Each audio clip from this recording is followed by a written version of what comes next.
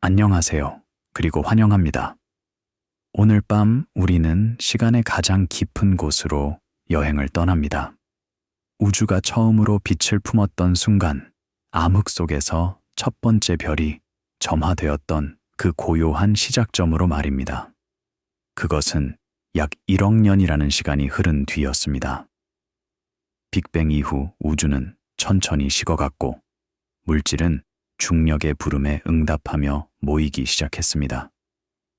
이 이야기는 극적인 폭발이나 충돌에 관한 것이 아닙니다. 오히려 그것은 침묵 속에서 일어난 변화, 천천히 축적된 증거, 그리고 우주가 스스로를 기록하는 방식에 관한 것입니다. 우리가 볼 수 있는 모든 것, 우리 자신을 구성하는 모든 원자는 그 첫 번째 별들로부터 시작되었습니다. 그리고 그 시작은 지금도 우주 곳곳에 조용히 새겨져 있습니다. 그렇게 우리가 아는 모든 것 아래에서 이야기는 시작됩니다. 2015년 2월 유럽 전역의 연구소와 관제센터에서는 조용한 브리핑이 이어졌습니다. 플랑크 임무가 수집한 데이터의 최종 분석 결과가 공개되었습니다. 화면에는 전천 지도가 펼쳐져 있었습니다. 우주 마이크로파 배경 복사, 즉 CMB의 온도 분포를 나타내는 이미지였습니다. 그것은 긴 관측 캠페인과 신중한 보정 작업을 거쳐 만들어진 기록이었습니다. 유럽 우주국의 문서들은 이 지도가 무엇을 의미하는지 설명했습니다. 그것은 빅뱅 이후 약 38만 년이 지난 시점, 빛이 처음으로 자유롭게 여행할 수 있게 된 순간의 모습이었습니다. 재결합이라 불리는 과정이 일어났고, 자유전자의 수가 줄어들면서 광자들이 더 이상 산란되지 않았습니다. 우주는 투명해졌습니다.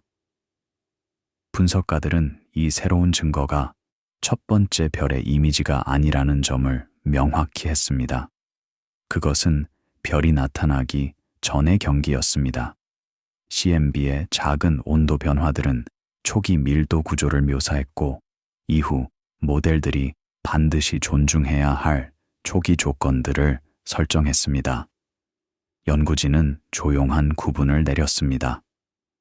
우주가 투명해지는 것과 우주가 빛나게 되는 것은 다른 사건이었습니다. 플랑크의 기록은 시작점을 제공했습니다. 그것은 측정 가능한 최종 산란 표면이었으며 은유가 아닌 실제 물리적 경계였습니다. 아카이브에 보관된 플랑크 데이터 제품들은 이 CMB 지도를 상세하게 문서화했습니다. 각 픽셀은 수천 번의 측정을 나타냈습니다. 각 측정은 주에 깊게 보정되었습니다. 기기의 노이즈가 제거되었습니다. 정형 복사가 마감되었습니다. 우리 은하의 먼지와 가스에서 나오는 신호가 필터링 되었습니다. 남은 것은 순수한 우주 신호였습니다. 138억 년 전의 빛이었습니다. 유럽 우주국의 설명 자료는 재결합을 우주의 안개가 거친 지점으로 요약했습니다. 나사 과학 문서 역시 같은 시점을 다루었습니다. 38만 년, 그것은 우주가 처음으로 빛을 온전히 전달할 수 있게 된 나이였습니다. 분석가들은 CMB의 비등방성, 즉 온도 차이를 정량화된 씨앗으로 사용했습니다. 이 온도 차이는 매우 짧았습니다. 평균 온도에서 10만 분의 1 정도의 변화였습니다.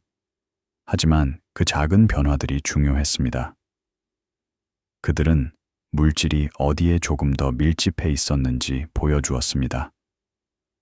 밀집된 영역은 중력이 더 강했습니다. 그들은 더 많은 물질을 끌어당겨 세웁니다. 시간이 지나면서 이러한 작은 씨앗들은 성장했습니다. 그들은 별과 은하가 형성될 장소가 되었습니다. CMB 지도는 우주의 청사진이었습니다. 미래 구조의 씨앗을 담고 있었습니다. 이 씨앗들은 나중에 구조가 성장하는 초기 조건이 되었습니다. 파라미터 파이프라인은 이러한 씨앗들을 초기 헤일로 시뮬레이션에 사용되는 제약 조건으로 변환했습니다. 우주론자들은 CMB 데이터를 사용하여 우주의 기본 파라미터를 측정했습니다.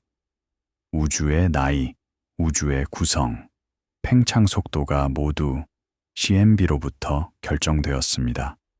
그것은 놀라운 성취였습니다. 하늘의 미세한 온도 변화로부터 우주의 역사를 읽어낼 수 있었습니다. 제2온화라는 또 다른 단계가 서사에 들어왔습니다. 그것은 나중에 일어난 별개의 과정이었으며 부분적으로 CMB 편광을 통해 추론되었습니다. LAMBDA 아카이브의 문서들은 이 과정을 설명했습니다. 첫 번째 별들이 점화되면서 그들의 자외선 복사는 중성 수소를 다시 이온화시키기 시작했습니다. 하지만 그것은 재결합 이후 훨씬 나중의 일이었습니다. 두 과정 사이에는 긴 강역이 있었습니다. 연구진은 이 강역을 자동적으로 정의했습니다. 그것은 별이라는 광원이 없는 시대였습니다. 우주는 투명했지만 아직 빛나지 않았습니다. 이 어두운 강역은 암흑 시대로 알려지게 되었습니다. 그것은 우주 역사에서 독특한 시간이었습니다. 빛이 자유롭게 여행할 수 있었지만 빛을 생산하는 것이 없었습니다. 우주는 생각되고 있었습니다. 구조는 형성되고 있었습니다. 암흑 물질, 헤일로가 성장하고 있었습니다. 하지만 아직 별은 없었습니다. 은하도 없었습니다. 빛나는 것이 전혀 없었습니다. 만약 당신이 그 시대에 있었다면 당신은 완전한 암흑을 보았을 것입니다. CMB의 희미한 빛만 제외하고 말입니다. 하지만 그 빛은 이미 적색편이 되어 적외선이 되었을 것입니다. 인간의 눈으로는 볼 수 없었을 것입니다. 문서화는 재현성을 강조했습니다. 독립적인 팀들이 공유된 임무 아카이브로부터 지도를 재구축했습니다. 보정 절차가 반복되었고 오차가 주의 깊게 설명되었습니다. 이것은 과학적 과정의 조용한 측면이었습니다. 화려한 발견이 아니라 꾸준한 검증이었습니다.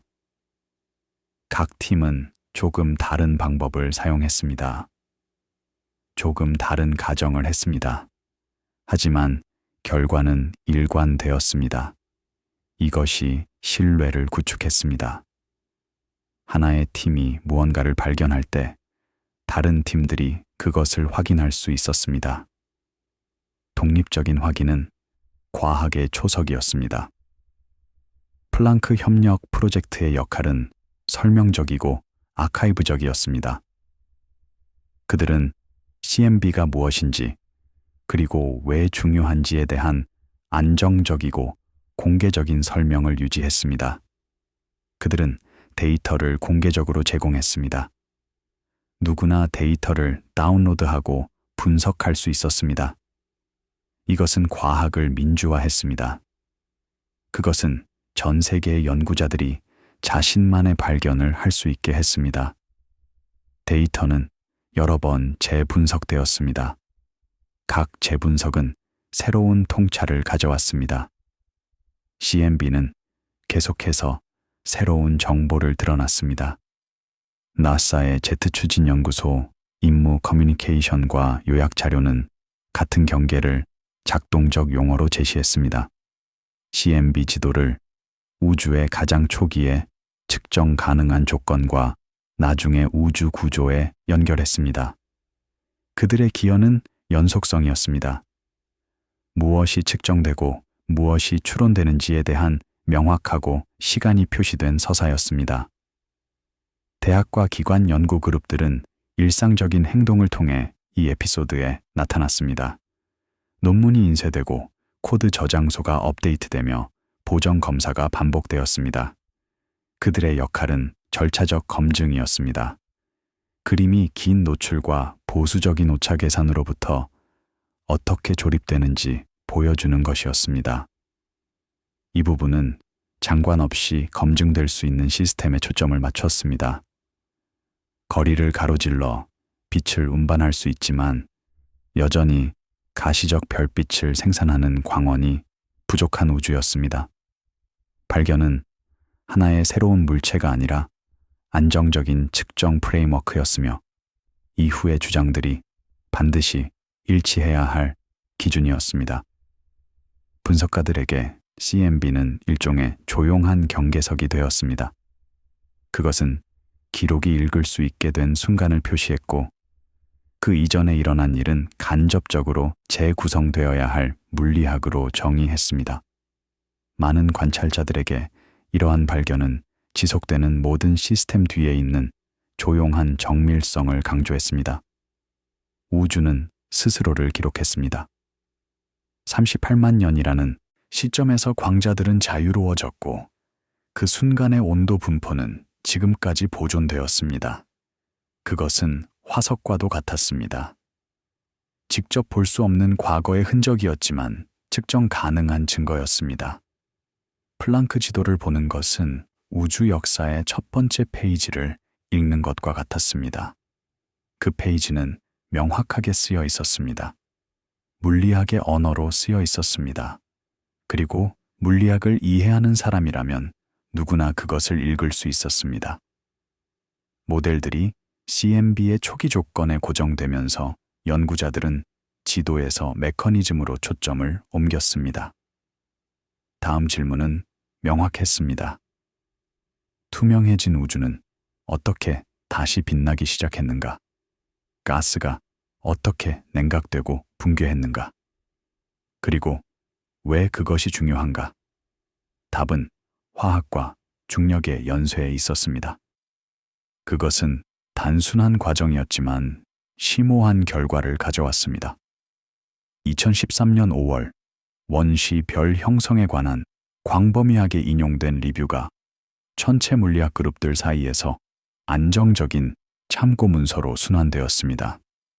그림들은 높은 적색 편의에서 형성되는 미니 헤일로를 보여주었습니다. 무거운 원소가 없는 상태에서 주로 분자 수소 냉각을 통해 가스 붕괴가 가능해졌습니다. 이 에피소드는 기술적이면서도 조용한 발전을 제시했습니다. 초기 우주는 제한된 냉각 채널을 가지고 있었고, 따라서 분열로 가는 경로도 제한되어 있었습니다. 조사는 화학에서 중력으로, 그리고 중력에서 첫 번째 점화 사건으로 이어지는 연쇄를 따라가며 깊어졌습니다. 연구자들에게 그것은 훨씬 더 큰 패턴의 첫 번째 조용한 신호가 되었습니다. 리뷰 문헌은 표준 모델 그림을 통합했습니다. 태양 질량의 약 100만 배에 해당하는 미니 헤일로들이 적색 편이 약 20-30에서 붕괴하며 첫 번째 별 형성의 주요 장소가 되었습니다.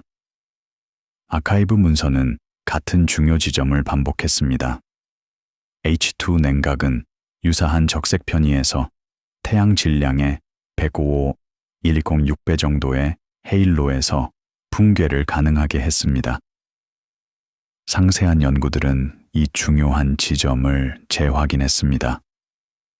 분자 수소 H2는 초기 우주에서 가스를 냉각시킬 수 있는 몇 안 되는 분자 중 하나였습니다. 먼지가 없었고 탄소나 산소와 같은 무거운 원소도 없었습니다. 수소와 헬륨이 우주의 거의 전부를 구성했습니다. 정확히 말하면 질량 기준으로 약 75%가 수소였고 약 25%가 헬륨이었습니다. 다른 모든 원소를 합친 것은 0.1%도 되지 않았습니다. 그것은 놀라울 정도로 순수한 조성이었습니다. 이러한 환경에서 H2 분자의 형성은 미묘한 과정이었습니다. 두 수소 원자가 단순히 충돌한다고 해서 H2가 형성되지는 않았습니다. 세 번째 입자가 필요했습니다. 그것은 에너지를 운반해 갈 수 있었습니다. 때때로 그 세 번째 입자는 또 다른 수소 원자였습니다. 때때로 그것은 전자였습니다. 그리고 아주 드물게 그것은 H-이온이었습니다. 음으로 하전된 수소 이온이었습니다. 이러한 모든 과정들이 H2 형성에 기여했습니다. 하지만 그들은 모두 느렸습니다. 그들은 모두 비효율적이었습니다. 한번 형성되면 H2 분자는 에너지를 복사할 수 있었습니다. 그것은 회전 상태와 진동 상태를 가지고 있었습니다. 이러한 상태들 사이의 전위는 저고에선 광자를 방출했습니다. 이 광자들은 가스로부터 에너지를 운반해 갔습니다. 가스는 냉각되었습니다. 하지만 과정은 느렸습니다. 탄소와 산소가 있는 가스와 비교하면 훨씬 느렸습니다. 탄소와 산소는 더 많은 전자를 가지고 있었습니다. 그들은 더 복잡한 스펙트럼을 가지고 있었습니다. 그들은 더 효율적으로 냉각할 수 있었습니다. H2 냉각의 비효율성은 첫 번째 별의 특성에 직접적인 영향을 미쳤습니다. 냉각된 가스는 더 쉽게 붕괴할 수 있었습니다. 냉각이 빠르면 가스는 빠르게 붕괴했습니다. 빠른 붕괴는 분열로 이어질 수 있었습니다. 가스 구름이 여러 조각으로 나눌 수 있었습니다. 각 조각은 별이 될 수 있었습니다. 하지만 H2 생각은 느렸습니다. 가스는 천천히 붕괴했습니다. 천천히 붕괴하는 가스는 분열할 시간이 없었습니다. 그것은 하나의 큰 덩어리로 유지되었습니다. 하나의 거대한 별이 형성되었습니다. 시뮬레이션 작업은 단일 코어 서사에서 디스크 물리학으로 전환되었습니다. 분열이 측정 가능한 가능성이 되었습니다. 아카이브의 논문들은 이 전환을 문서화했습니다. 초기 모델들은 하나의 거대한 별이 형성되는 것을 예측했습니다. 하지만 더 상세한 시뮬레이션은 다른 가능성을 보여주었습니다. 붕괴하는 가스 구름이 디스크를 형성할 수 있었고, 그 디스크 내에서 여러 개의 별이 형성될 수 있었습니다. 이것은 중요한 개선이었습니다. 그것은 첫 번째, 별 형성이 하나의 사건이 아니라 일련의 과정일 수 있음을 의미했습니다. 이러한 시뮬레이션은 엄청난 계산 자원을 필요로 했습니다. 가스의 역학을 해결해야 했습니다. 중력을 계산해야 했습니다. 복사 전달을 추적해야 했습니다. 화학 반응을 시뮬레이션해야 했습니다. 각 단계는 복잡했습니다. 각 단계는 계산 비용이 많이 들었습니다. 슈퍼컴퓨터가 몇 주 또는 몇 달 동안 실행되었습니다. 결과는 몇 초의 시뮬레이션된 시간을 나타냈습니다. 그것은 느린 과정이었습니다. 하지만 그것은 필요한 과정이었습니다. 첫 번째 별의 형성을 이해하는 유일한 방법이었습니다. 나중에 모델링은 환경적 의존성을 강조했습니다. 복사와 병합은 국지적으로 H2 형성을 높이거나 낮출 수 있었습니다. 옥스퍼드 유니버시티 프레스의 학술 간행물들은 이러한 의존성을 탐구했습니다. 만약 근처에서 이미 별이 형성되어 자외선을 방출하고 있다면 그 복사는 H2 분자를 파괴할 수 있었습니다. 자외선 광자가 H2 분자를 깨뜨렸습니다. 그것은 광해리로 알려진 과정이었습니다. 광해리는 H2 냉각을 중단시켰습니다. 냉각이 중단되면 붕괴도 중단되었습니다. 별 형성이 억제되었습니다.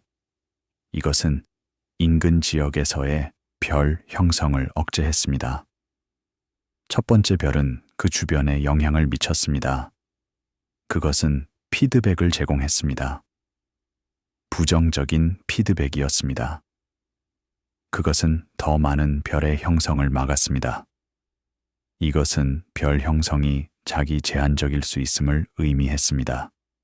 한 별이 형성되면 그것은 근처에서 더 많은 별이 형성되는 것을 막을 수 있었습니다. 이것은 첫 번째 별들이 희귀했을 가능성이 있음을 시사했습니다. 그들은 널리 분산되어 있었을 수 있었습니다. 반대로 병합 사건은 가스의 밀도를 높이고 H2 형성을 촉진할 수 있었습니다. 두 개의 암흑 물질 헤일로가 충돌하면 그들의 가스가 충격을 받았습니다. 충격은 가스를 압축했습니다. 압축은 밀도를 증가시켰습니다. 더 높은 밀도에서 H2 형성이 더 빠르게 일어났습니다. 더 많은 H2는 더 많은 냉각을 의미했습니다. 더 많은 냉각은 더 빠른 붕괴를 의미했습니다. 병합은 별 형성을 촉발할 수 있었습니다. 그것은 긍정적인 피드백이었습니다. 우주의 첫 번째 별들은 고립된 환경에서 태어나지 않았습니다. 그들은 복잡한 피드백 메커니즘의 일부였습니다. 각 별은 그 환경을 변화시켰습니다. 각 변화는 다음 별 형성에 영향을 미쳤습니다. 그것은 복잡한 춤이었습니다. 중력, 화학, 복사가 모두 상호작용했습니다. 결과는 예측하기 어려웠습니다. 그것은 시뮬레이션을 필요로 했습니다. 에피소드는 인구 II를 극적인 레이블이 아닌 화학적 조건으로 정의했습니다. 나사 과학 문서는 이를 명확히 했습니다. 인구 30 별들은 금속이 없었습니다. 천문학에서 금속은 수소와 헬륨보다 무거운 모든 원소를 의미했습니다. 인구 30 별들은 거의 전적으로 수소와 헬륨으로 구성되었습니다. 이것은 관찰적 정의가 아니라 이론적 분류였습니다. 아직 이러한 별이 직접 관찰된 적은 없었습니다. 하지만 그들의 존재는 논리적 필연이었습니다. 명명법 자체는 역사적이었습니다. 인구 I 별들은 젊고 금속이 풍부한 별들이었습니다. 태양은 인구 I 별이었습니다. 인구 II 별들은 더 오래되고 금속이 부족한 별들이었습니다. 그들은 우리 은하의 헤일로에서 발견되었습니다. 인구 30I 별들은 추론되었습니다. 그들은 가장 오래되고 가장 금속이 부족한 별들이어야 했습니다. 그들은 첫 번째 별들이었습니다.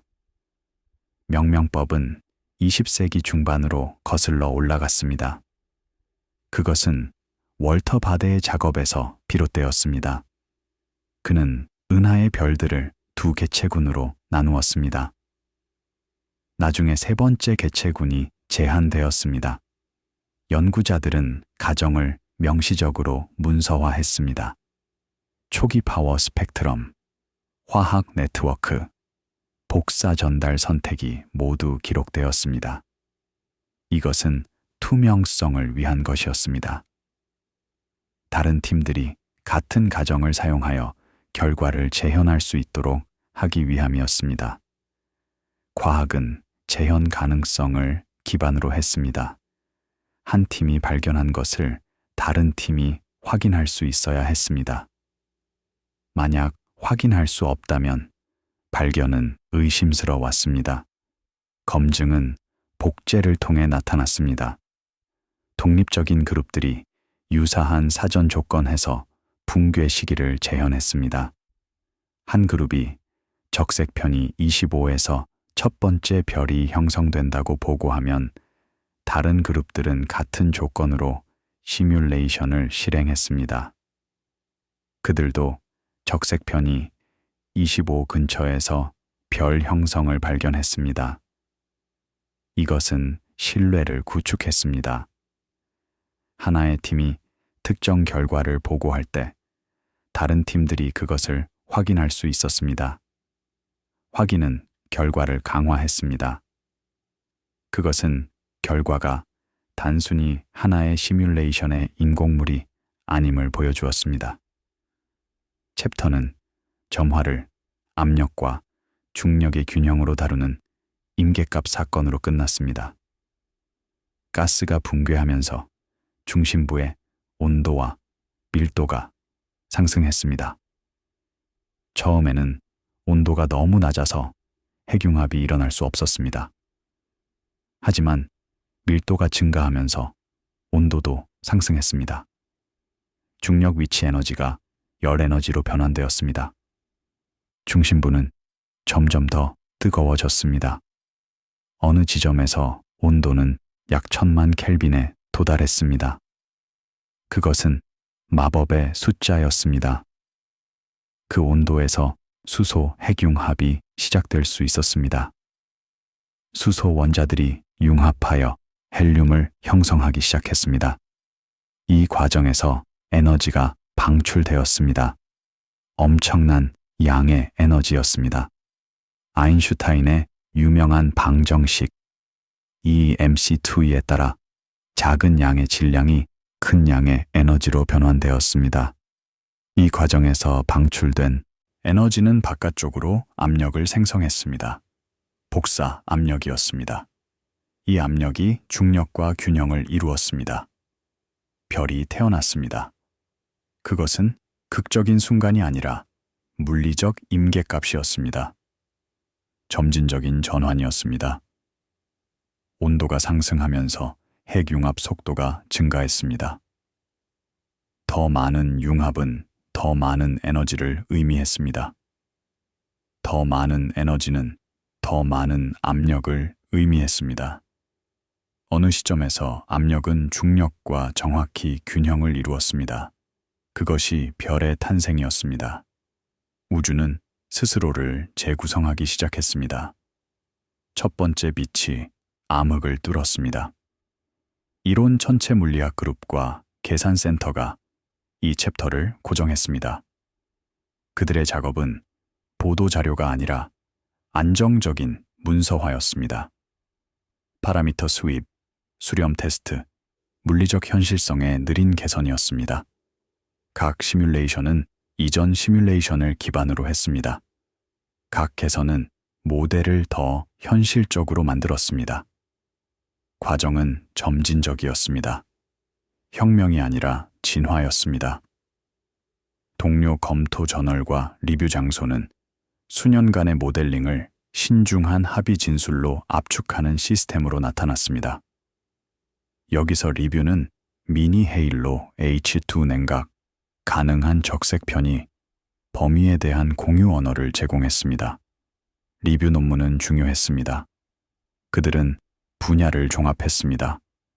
그들은 합의가 무엇인지, 그리고 불확실성이 무엇인지 식별했습니다.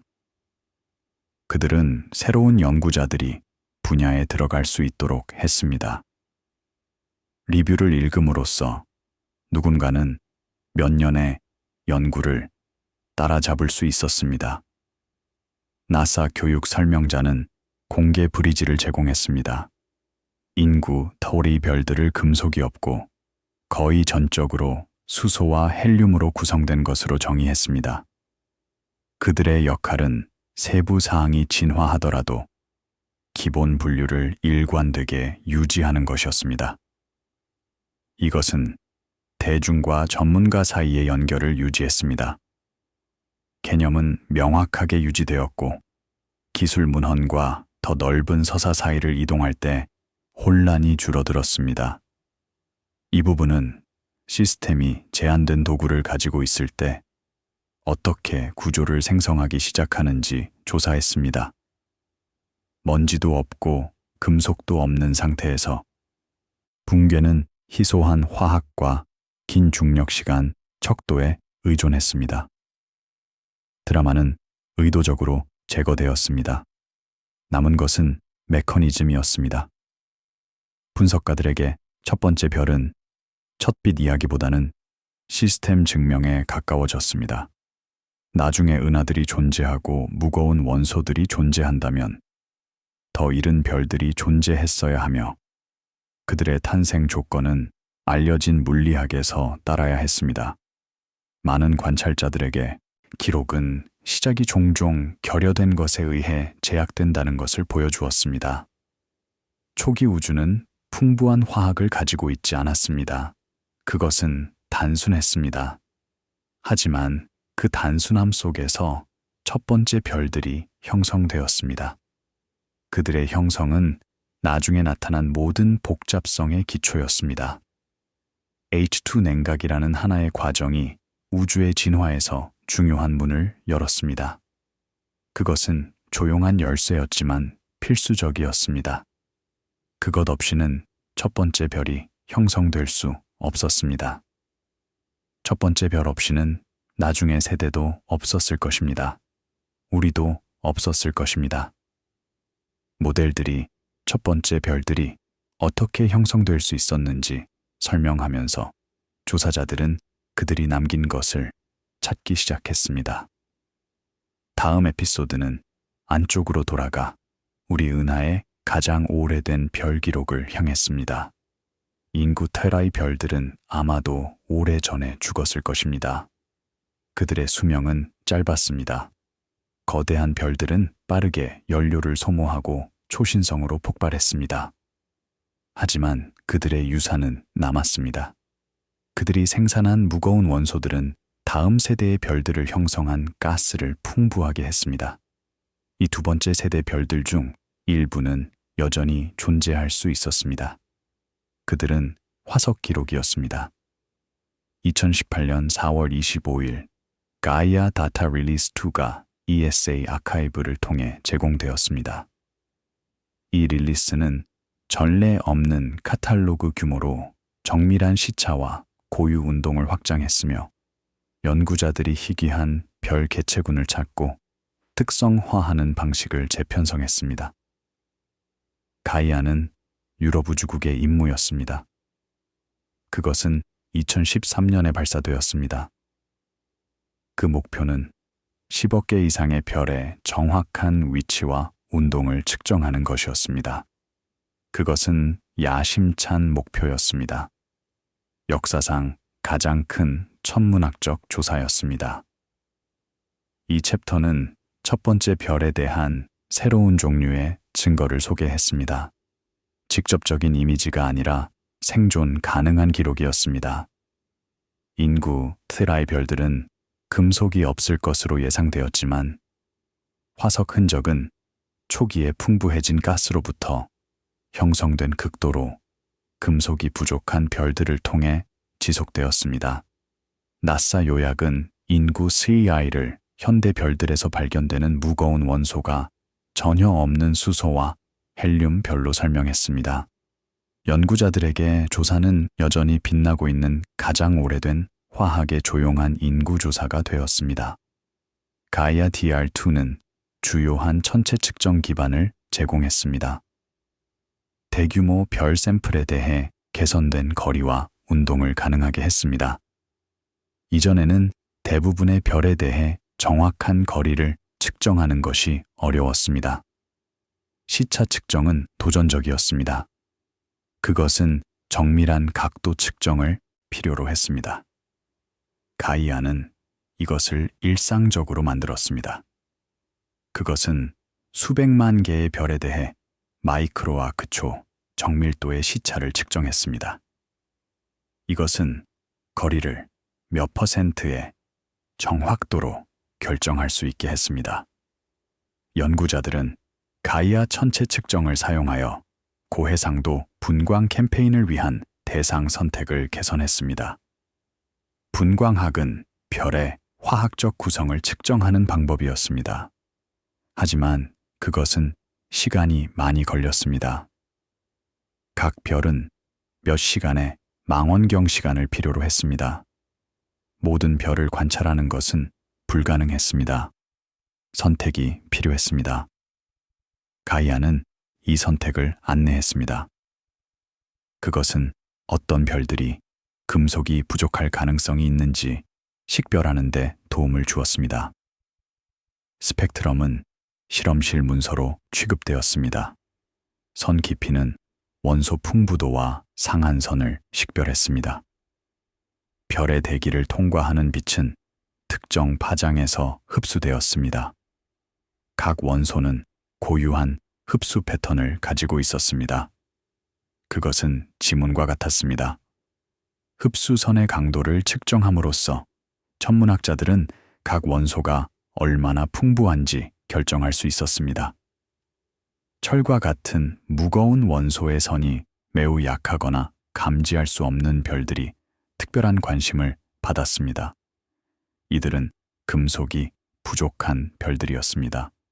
그들의 대기는 우주가 훨씬 젊었을 때 형성된 가스의 화학적 구성을 보존했습니다.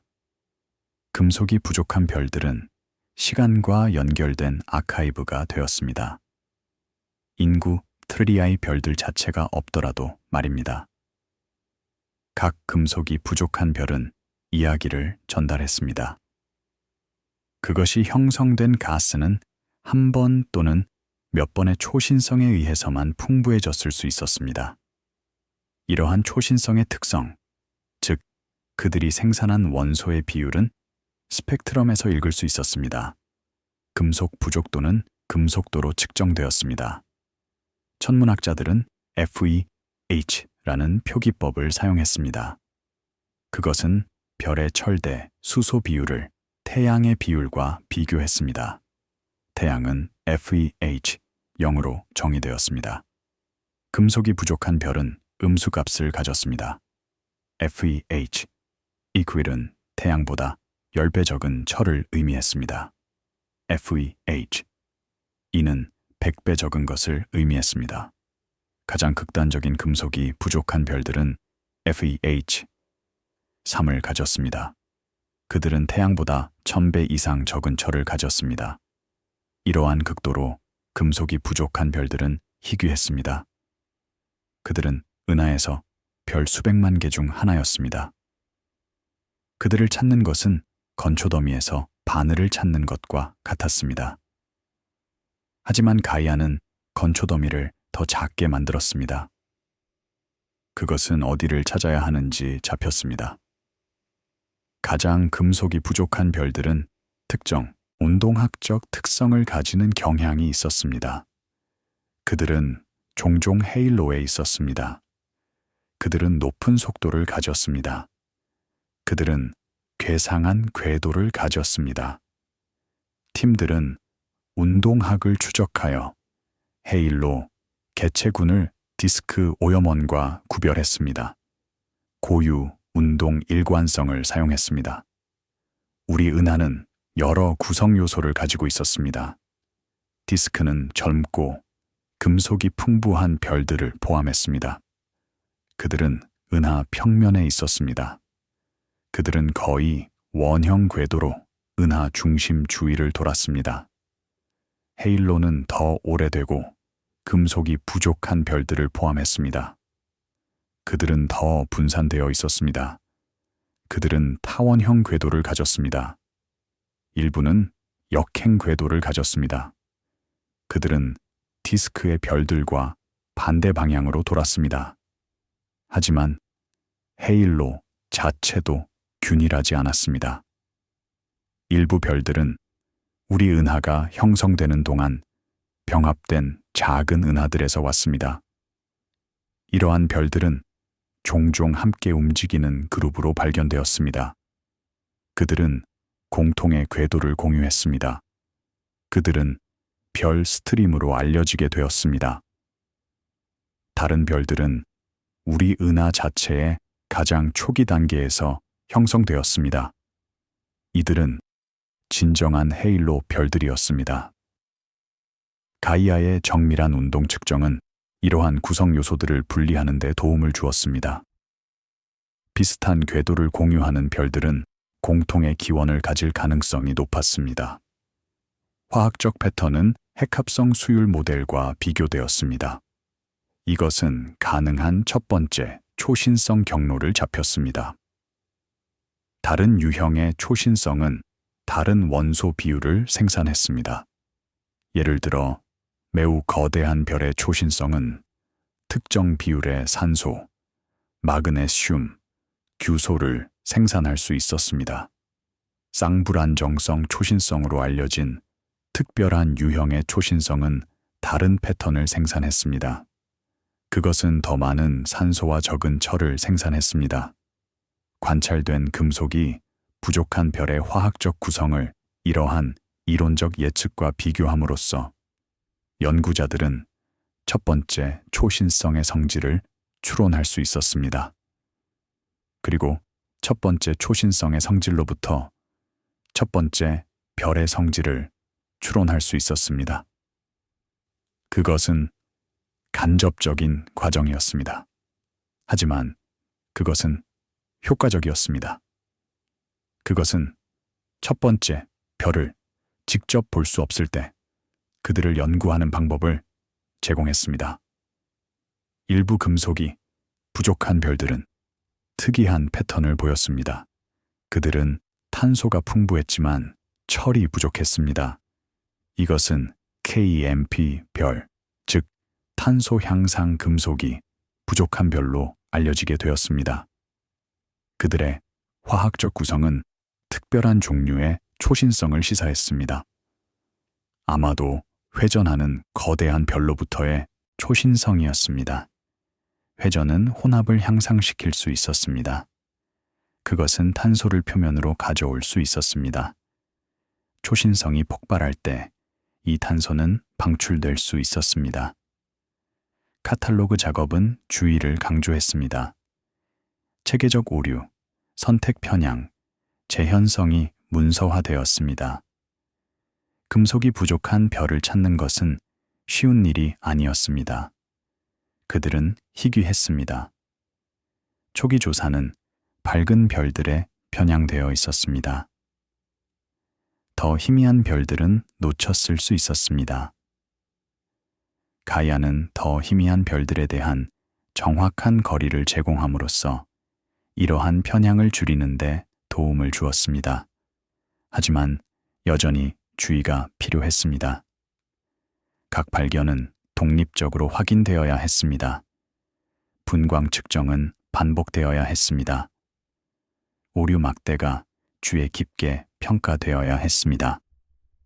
챕터는 첫 빛이 첫 화학을 통해 조사될 수 있다는 아이디어로 마무리되었습니다.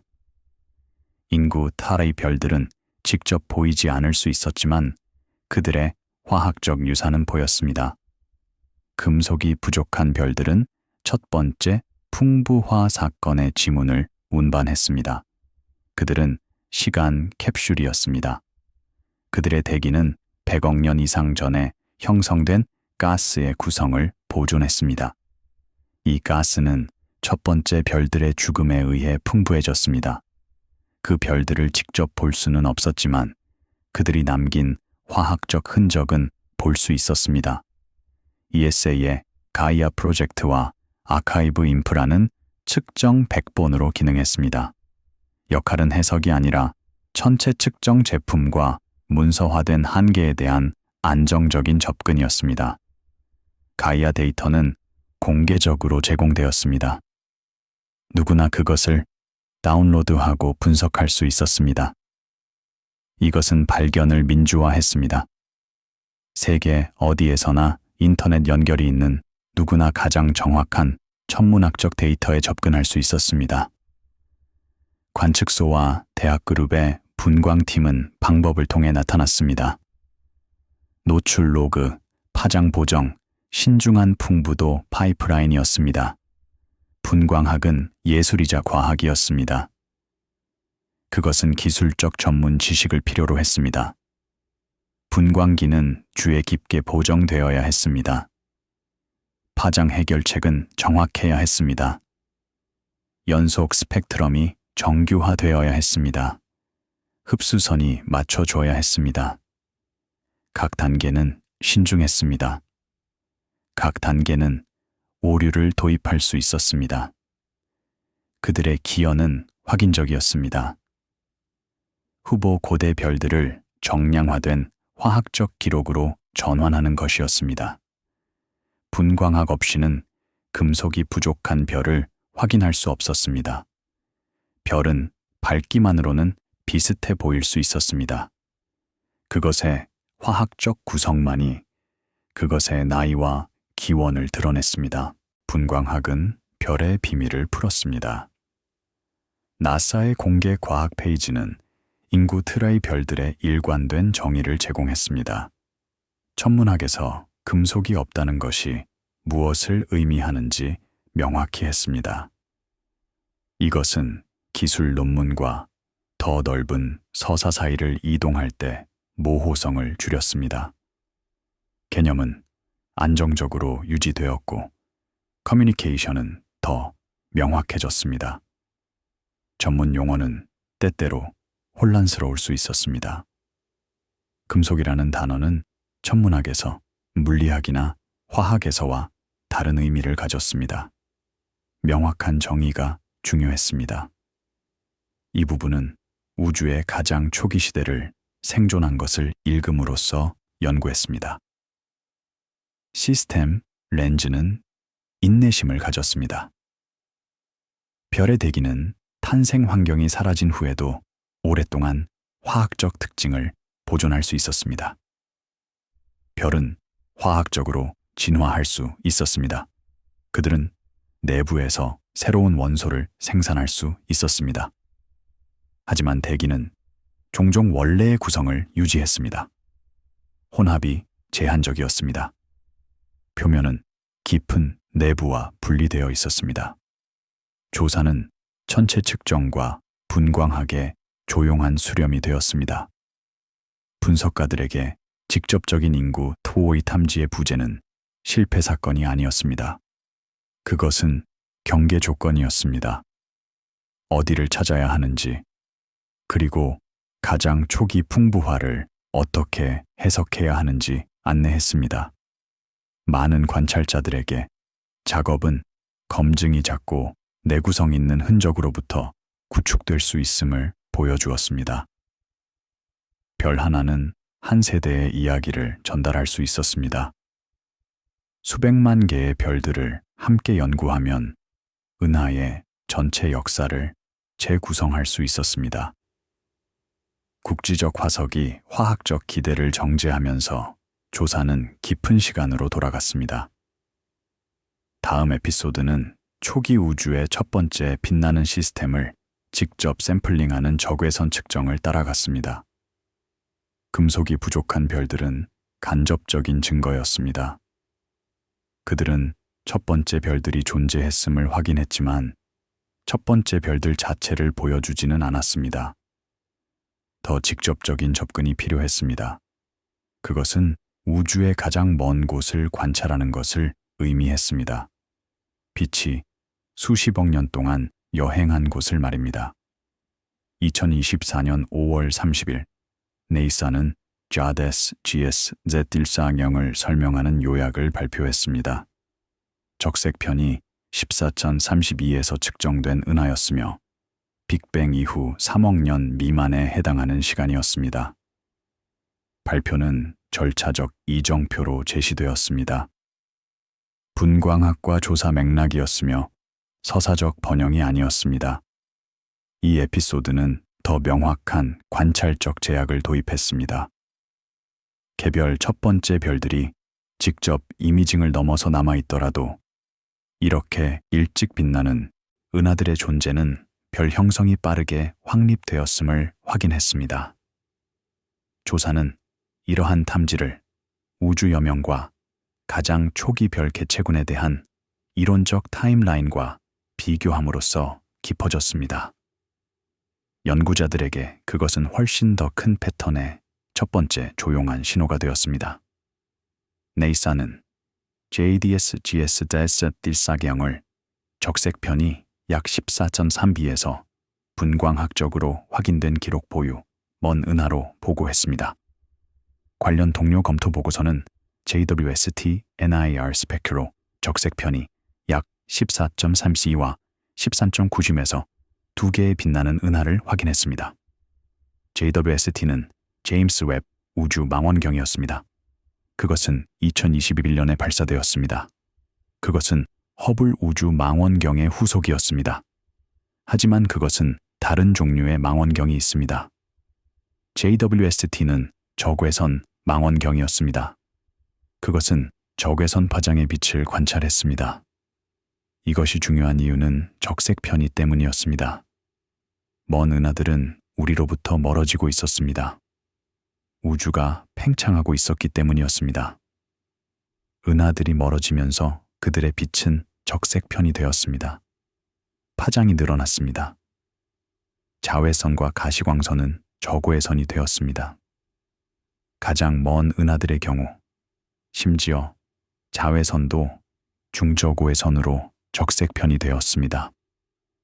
JWST는 이 저고해선 빛을 볼 수 있도록 설계되었습니다. 그것은 큰 거울을 가지고 있었습니다. 6.5m 거울이었습니다. 허블의 2.4m보다 훨씬 컸습니다. 더 큰 거울은 더 많은 빛을 모았습니다. 더 많은 빛은 더 희미한 물체를 볼 수 있음을 의미했습니다. 그것은 또한 더 나은 해상도를 의미했습니다. JWST는 허블보다 더 세밀한 세부 사항을 볼 수 있었습니다. 타이밍은 단단한 사실을 고정했습니다. 빅뱅 이후 3억 년 미만의 빛나는 시스템이 존재했습니다. 이것은 놀라운 발견이었습니다. 이론가들은 첫 번째 은하들이 이렇게 일찍 나타날 것으로 예상했습니다. 하지만 그것을 직접 관찰하는 것은 다른 문제였습니다. 그것은 예측을 확인했습니다. 그것은 모델의 신뢰를 주었습니다. 나사의 초기 우주 개요는 이론이 첫 번째 별들이 거대하고 수명이 짧았으며 그들의 자외선 빛이 수소를 이온화했다고 예측한다고 언급했습니다. 연구자들은 관찰된 밝기와 추론된 별 형성을 이전 모델의 기대치와 비교했습니다. JADS-GS DET-24-0은 밝았습니다. 그 적색 편의를 고려할 때 예상보다 밝았습니다. 이것은 그것이 많은 별들을 형성하고 있음을 시사했습니다. 또는 그것이 매우 거대한 별들을 가지고 있음을 시사했습니다. 또는 둘 다였습니다. 데이터 파이프라인이 강조되었습니다. 긴 노출, 기기 보정, 보수적인 불확실성, 보고였습니다. JWST 관찰은 쉽지 않았습니다. 그들은 조심스러운 계획을 필요로 했습니다. 각 관찰은 귀중한 망원경 시간을 사용했습니다. 시간은 경쟁적으로 할당되었습니다. 천문학자들은 제안서를 작성했습니다. 위원회가 제안서를 검토했습니다. 최고의 제안만이 승인되었습니다. 각 관찰은 시간이 걸렸습니다. 먼 은하들은 희미했습니다. 긴 노출이 필요했습니다. 때로는 몇 시간 또는 며칠의 총 노출 시간이었습니다. 노출 동안 망원경은 완벽하게 안정되어야 했습니다. 어떤 움직임도 이미지를 흐리게 할 것입니다. JWST는 라그랑주 포인트 L2에 있었습니다. 지구로부터 약 150만 킬로미터 떨어진 곳이었습니다. 그곳에서 그것은 지구와 태양의 중력 균형이 이루어지는 곳을 돌았습니다. 관찰 후 데이터가 다운로드 되었습니다. 그것은 처리되어야 했습니다. 원시 이미지는 많은 오류를 포함했습니다. 기기 노이즈가 제거되어야 했습니다. 우주선 충돌이 필터링 되어야 했습니다. 편평장 보정이 적용되어야 했습니다. 왜곡이 수정되어야 했습니다. 각 단계는 신중했습니다. 각 단계는 최종 결과의 품질을 개선했습니다. 에피소드는 이러한 은하들을 제약 조건으로 프레임화했습니다. 인구 둘의 별들에 대한 직접적인 대리가 아니었습니다. JADS-GS 주의사 발사 옌은 은하였습니다. 그것은 수백만 또는 수십억 개의 별을 포함했습니다. 그 별들은 인구 다이나이가 아니었습니다. 그들은 이미 일부 무거운 원소를 가지고 있었습니다. 분광하게 그것을 보여주었습니다. 하지만 은하의 존재는 여전히 중요했습니다. 그것은 별 형성이 이미 확립되었음을 의미했습니다. 챕터는 측정된 지점으로 끝났습니다. 초기 은하들은 더 이른 별들을 암시하지만 검증은 여전히 다중 프로브로 남아 있습니다. 은하가 빅뱅 이후 3억 년에 존재한다면 별 형성은 더 일찍 시작되었을 것입니다. 별이 형성되려면 시간이 걸립니다. 가스가 붕괴해야 합니다. 헤일로가 성장해야 합니다. 이 모든 것은 시간을 필요로 합니다.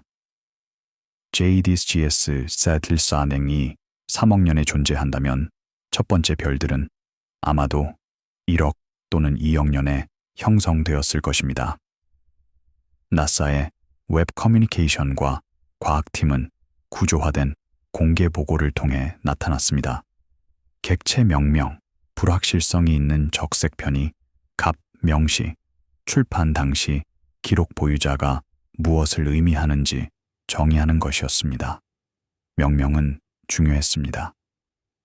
각 은하는 고유한 식별자를 필요로 했습니다. 자데스 GS Z14경이라는 이름은 정보를 담고 있었습니다. 자데스는 조사 이름이었습니다. JWST Advanced Deep Extragalactic Survey였습니다. GS는 Good South Field를 의미했습니다. 그것은 하늘의 특정 영역이었습니다. 제필사 양행은 적색편이 입사의 첫 번째 은하를 의미했습니다. 동료 검토 저널과 조사 협력은 더 높은 해상도의 증거 계층을 제공했습니다.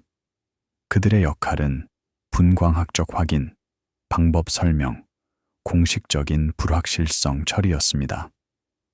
분광학적 확인이 중요했습니다. 이미징만으로는 적색 편의를 정확하게 결정하기 어려웠습니다. 측광 적색 편의는 추정이었습니다. 그들은 오류가 있을 수 있었습니다. 분광학적 적색 편의는 확실했습니다. 그들은 스펙트럼의 특징을 기반으로 했습니다. 특정 방출선의 위치를 측정함으로써 적색 편의가 정확하게 결정될 수 있었습니다.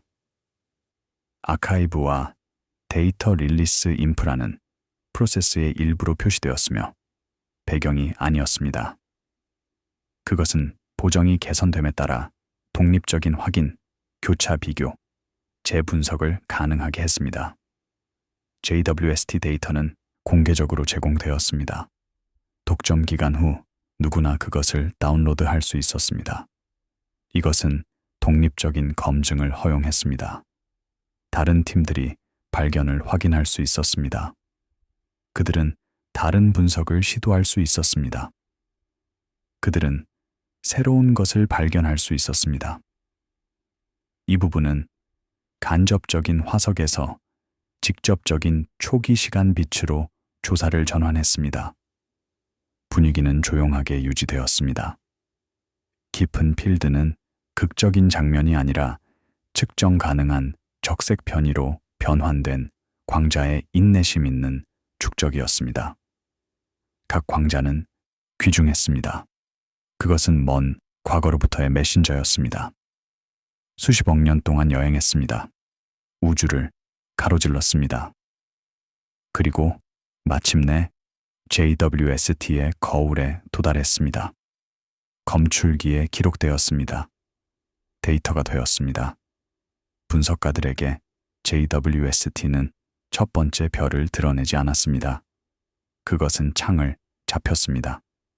은하들이 3억 년 미만에 빛난다면 첫 번째 별 형성은 금속이 없는 붕괴 모델과 일치하는 제약에서 더 일찍 시작되어야 했습니다. 많은 관찰자들에게 증거는 검증이 종종 초상화가 아니라 경계로 도착한다는 것을 보여주었습니다. 우리는 아직 첫 번째 별을 보지 못했습니다. 하지만 우리는 그것이 언제 어디에 존재했을지에 대한 경계를 설정하고 있었습니다. 경계는 점점 더 좁아지고 있었습니다. 초기 은하들이 이제 측정되면서 조사자들은 보이지 않는 매질 자체를 매핑할 수 있는 또 다른 신호로 돌아갔습니다.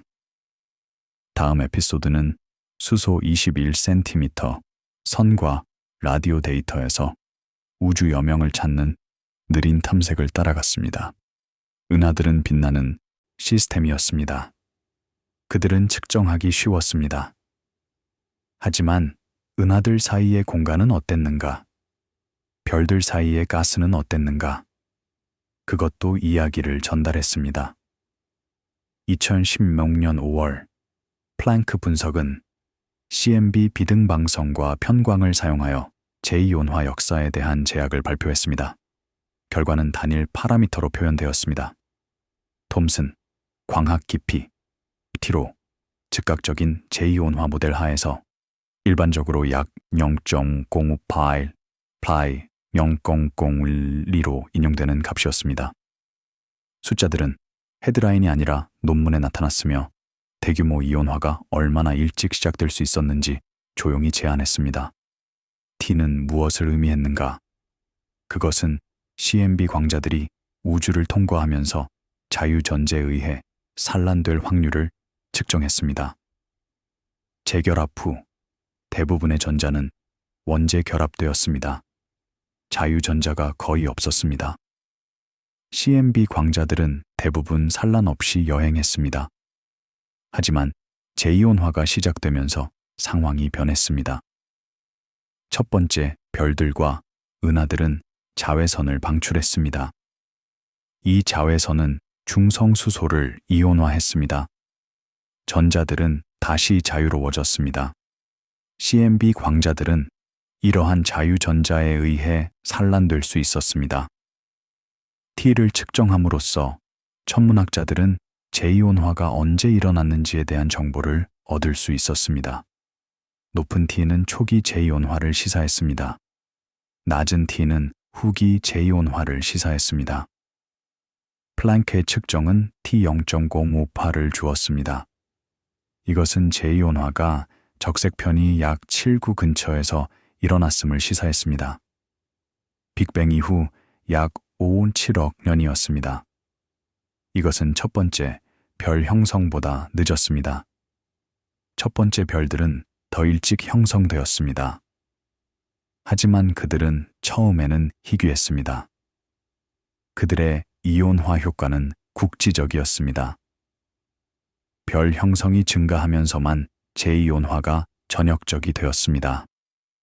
이 최종 챕터는 다른 종류의 증거를 추가했습니다. 중성 수소를 대상으로 하는 라디오 예측과 측정 캠페인이었습니다. 리뷰 작업은 21cm를 선을 암흑시대, 우주여명, 제2온화의 풍부한 프로브로 설명했습니다. 첫 번째 별들을 측정 가능한 흡수 및 방출 특징과 연결했습니다. 조사는 팀들이 밝기가 훨씬 더 높은 정형 아래에서 희미한 우주론적 신호를 감지하려고 시도하는 방법을 따라가며 깊어졌습니다. 21cm 선은 무엇인가? 그것은 중성 수소 원자의 특징이었습니다. 수소 원자는 하나의 양성자와 하나의 전자를 가지고 있었습니다. 양성자와 전자 모두 스핀을 가지고 있었습니다. 그들의 스핀은 평행하거나 반평행할 수 있었습니다. 평형 상태는 약간 더 높은 에너지를 가졌습니다. 때때로 원자는 평행 상태에서 반평행 상태로 전환되었습니다. 이 전환은 광자를 방출했습니다. 그 광자는 21cm의 파장을 가졌습니다. 그것은 라디오 하였습니다.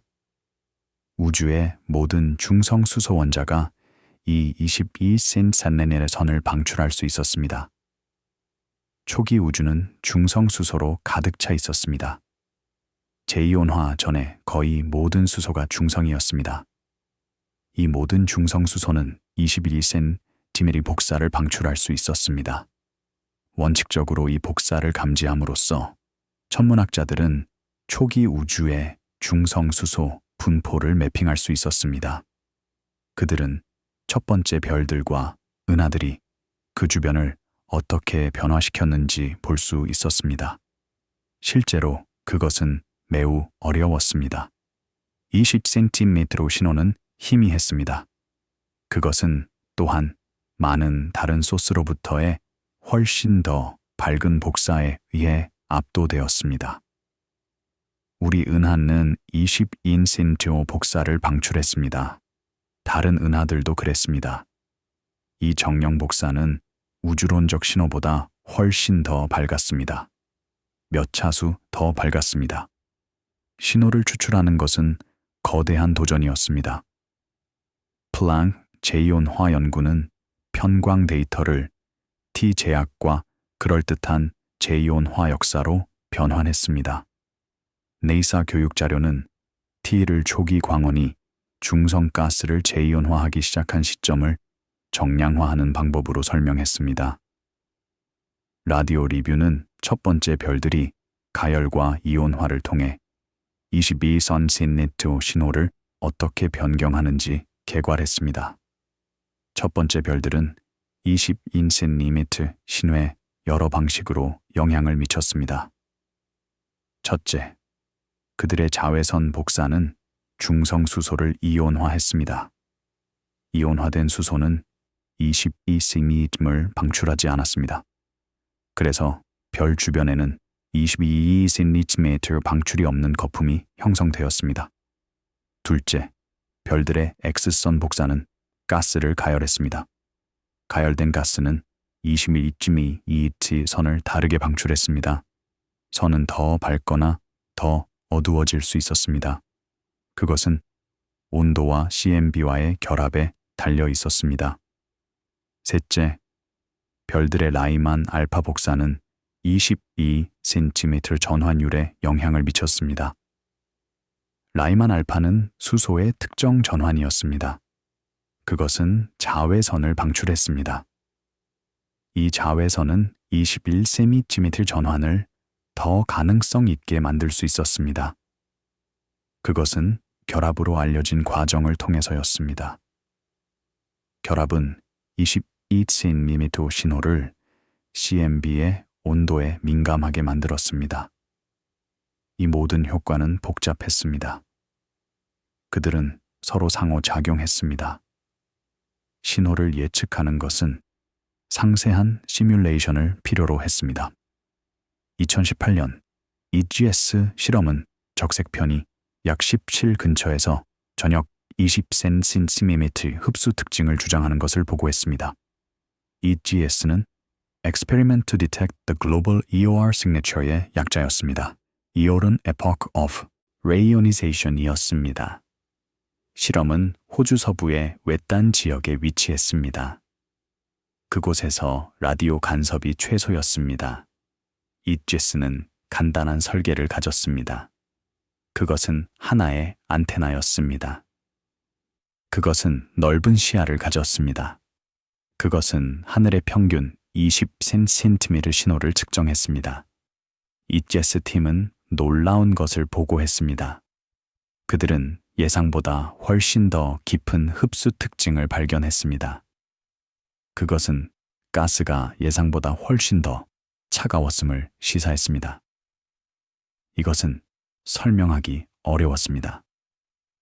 표준 모델은 가스가 특정 온도를 가져야 한다고 예측했습니다. EDGS 신호는 다른 것을 시사했습니다. 어쩌면 가스가 암흑 물질에 의해 냉각되고 있었습니다. 어쩌면 우리의 CMB 모델이 잘못되었습니다. 어쩌면 전경 제거에 문제가 있었습니다. 나중의 분석은 모델 선택과 체계적 오류가 결론을 변경할 수 있다고 주의했습니다. 그들은 특정 프레임워크에서 비표준 깊이가 선호되지 않을 수 있다고 보고했습니다. 다른 팀들이 EDGES 발견을 확인하려고 시도했습니다. 일부는 유사한 신호를 발견했습니다. 다른 팀들은 그렇지 않았습니다. 정형 제거는 매우 어려운 것으로 입증되었습니다. 작은 정형 제거의 오류가 큰 인공 신호를 생성할 수 있었습니다. 커뮤니티는 신중했습니다. 그들은 더 많은 데이터를 기다렸습니다. 더 많은 확인이 필요했습니다. 기기 중심 출판물은 HERR을 제2온화 전반에 걸쳐 22cm 측정을 대상으로 하는 단계적 실험으로 설명했습니다. HERR는 Hydrogen Epoch of Rayonization Array의 약자였습니다. 그것은 남아프리카에 있었습니다. 카루 사막에 있었습니다. 그곳은 매우 외딴 곳이었습니다. 라디오 간섭이 최소였습니다. HERR는 많은 안테나를 가지고 있었습니다. 수백 개의 안테나였습니다. 그들은 배열로 배치되었습니다. 함께 작동함으로써 그들은 하늘의 이미지를 만들 수 있었습니다. 그들은 21cm 신호를 공간적으로 매핑할 수 있었습니다. HERR는 단계적으로 구축되었습니다. 처음에는 소수의 안테나만 있었습니다. 시간이 지남에 따라 더 많은 안테나가 추가되었습니다. 각 단계는 더 나은 감도를 제공했습니다. 최종 배열은 수백 개의 안테나를 가질 것입니다. 그것은 21cm의 신호를 감지할 만큼 충분히 민감할 것입니다. 적어도 그것이 희망이었습니다. 도전은 여전히 엄청났습니다. 전경은 여전히 훨씬 더 밝았습니다. 하지만 팀은 낙관적이었습니다. 그들은 새로운 기법을 개발하고 있었습니다. 더 나은 정령 제거 방법이었습니다. 더 나은 보정 절차였습니다. 독립적인 기관 보고는 명확한 우주여명 탐지가 여전히 어렵지만 감도가 향상되고 있다고 언급했습니다. MIT 물리학과 같은 기관은 진행 상황을 추적했습니다. 그들은 현실적이었습니다. 그들은 탐지가 곧 일어나지 않을 것임을 인정했습니다. 하지만 그들은 또한 각 새로운 데이터 릴리스가 향상을 가져온다고 언급했습니다. 상한선은 낮아지고 있었습니다. 기기는 개선되고 있었습니다. 분석 기법은 정해지고 있었습니다. 언젠가 감지가 있을 것입니다. 에피소드는 절차적 합성으로 마무리되었습니다. CMB 제약, 은하수, 라디오 한 개가 일치해야 했습니다. 이것이 과학의 핵심이었습니다. 다른 방법의 결과는 일관되어야 했습니다. 만약 그들이 모순된다면 무언가 잘못되었습니다. 어쩌면 측정에 오류가 있었습니다. 어쩌면 이론에 문제가 있었습니다. 모순은 새로운 발견으로 이어질 수 있었습니다. 하지만 지금까지 결과는 대부분 일관되었습니다. 플랭크 협력 논문과 ANA 출판물은 제2온화 타이밍 제약에 대한 통계적 백본 역할을 했습니다. 초기 이온화 역사의 정량적 한계를 설정했습니다. 그들의 역할은 추론을 측정된 편광과 알려진 불확실성에 밀접하게 묶어두는 것이었습니다. 라디오 우주론 협력은 엔지니어링 및 분석 시스템으로 나타났습니다. 안테나 배열, 보정 루틴, 정형 모델링, 신중한 가능도 선택이었습니다. 리뷰는 첫 번째 별들과 21cm 신호 사이의 물리적 연결을 요약했습니다. HERA 기술 및 개요 출판물을 기기 설계 목표와 단계적 배치 진행 상황을 공식화했습니다. 검증이 수년에 걸쳐 어떻게 계획되는지 보여주었습니다. 독립적인 기관 요약은 상태를 보수적으로 프레임화했습니다. 감도 향상, 탐지 여전히 어려움이었습니다. 이 부분은 희미한 역사를 탐지하는데 필요한 시스템 수준 규율에 초점을 맞췄습니다. 가장 초기 별들은 빛나는 점일 뿐만 아니라 수소의 라디오 신호를 가열하고 이온화하며 변경하는 에이전트였습니다. 조사는 노이즈 해서 추론에 대한 연구가 되었습니다. 분석가들에게 분위기는 꾸준하고 절차적이었습니다. 하나의 주장된 특징은 해결로 취급되지 않았습니다. 더 강력한 결과는 제약의 수렴이었습니다. 플랑크 한계, JWST 초기 은하, 라디오 비탐지 또는 상한선이 결국 일관된 타임라인을 형성해야 했습니다. 많은 관찰자들에게 기록은 우주가 방법 전반에 걸친 인내심 있는 합의를 통해 가장 잘 검증된다는 것을 시사했습니다. 새로운 데이터 릴리스가 축적되면서 연구자들은 첫 번째 점화가 발생해야 하는 창을 계속 잡혔습니다. 다음 단계는 더 깊은 JWST 조사, 개선된 제2온화 가능도, 더 강력한 체계적 오류 제어를 위해 설계된 라디오 분석을 통합할 것입니다. 각 새로운 관찰은 그림에 또 다른 조각을 추가했습니다.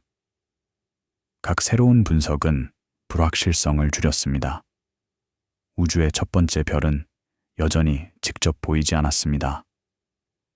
하지만 그들의 존재는 점점 더 확실해졌습니다. 증거는 여러 방향에서 수렴했습니다. CMB는 초기 조건을 제공했습니다. 시뮬레이션은 이러한 조건이 어떻게 별 형성으로 이어질 수 있는지 보여주었습니다. 금속이 부족한 별들은 화학적 유산을 보존했습니다. 초기 은하들은 타이밍을 제약했습니다. 라디오 관찰은 매질의 상태를 탐색했습니다. 각 증거, 라인은 독립적이었습니다. 하지만 함께 그들은 일관된 이야기를 전달했습니다. 첫 번째 별들은 존재했습니다. 그들은 빅뱅 이후 약 1억 2억 년 사이에 형성되었습니다. 그들은 거대했고 수명이 짧았습니다. 그들은 우주의 첫 번째 무거운 원소를 생산했습니다. 그들은 중성 수소를 제2온화하기 시작했습니다. 이것은 합의였습니다. 세부 사항은 여전히 논쟁의 대상이었습니다. 하지만 큰 그림은 명확했습니다. 이 이야기는 한 세대 이상의 연구자들의 작업이었습니다. 그것은 여러 임무, 여러 기기, 여러 분석 기법을 포함했습니다.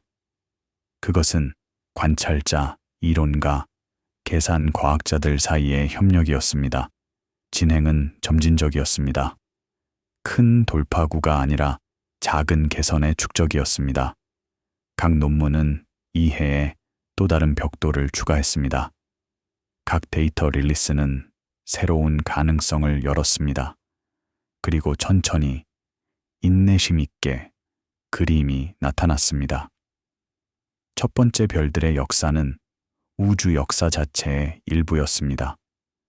그것은 빅뱅으로 시작되었습니다.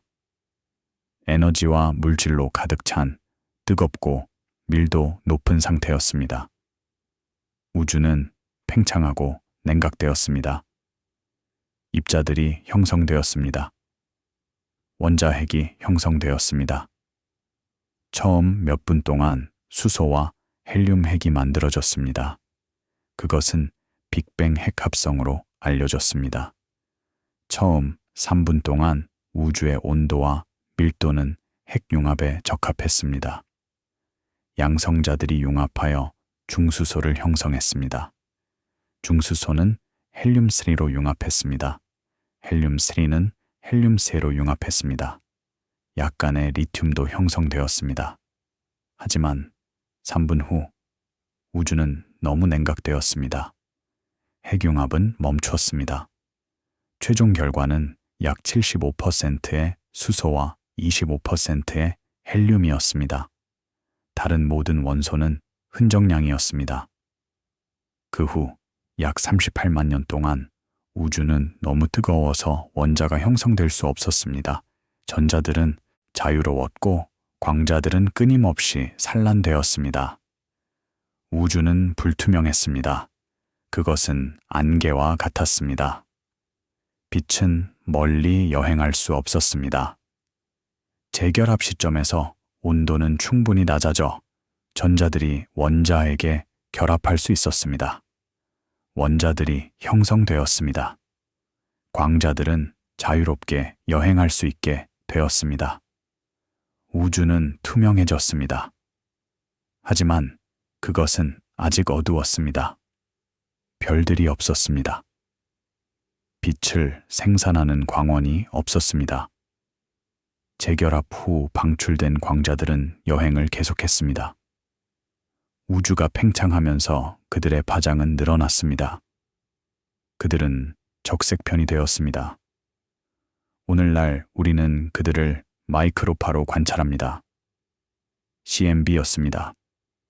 재결합 이후 우주는 암흑시대에 들어갔습니다.